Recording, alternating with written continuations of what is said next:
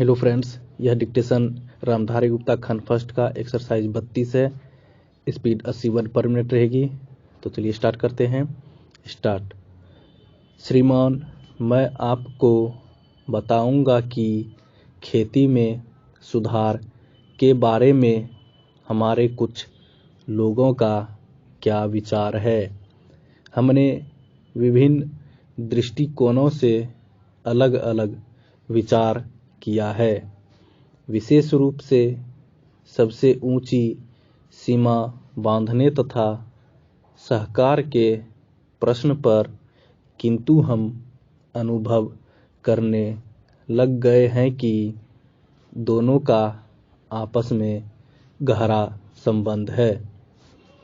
अगर हमारे देश में बड़े बड़े फार्म होते तो यह कल्पना की जा सकती है, भले ही आप इससे सहमत न हो, कि उनका कार्य संचालन दक्षता से होता और उत्पादन भी बहुत बढ़ सकता और साथ ही साथ आधुनिक तौर तरीकों का विस्तार हो सकता। भारत की मूल समस्या यह है कि यहाँ जोत की भूमि छोटी है और टुकड़ों में बटी है। साधारण तौर पर मैं कहूँ कि यह 1, 2 या 3 एकड़ है। इतनी छोटी जोत की भूमियों से हमारे किसान केवल अपना काम भर चला सकते हैं, लेकिन आधुनिक तौर तरीकों को अपनाने में बहुत कम प्रगति करेंगे। अब सबसे ऊंची सीमा बांध देने से ऐसा भी हो सकता है कि कुछ एक जो बड़े फार्म हैं उनमें काट छांट हो, जो कि प्रयोजन भी है।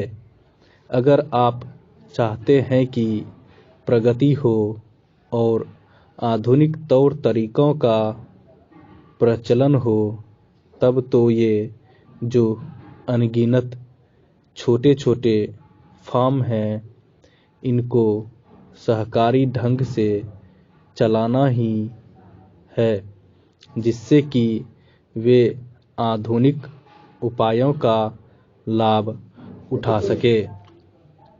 सहकारी ढंग से कार्य करने से मेरा मतलब है विविध प्रकार से सहयोग देना।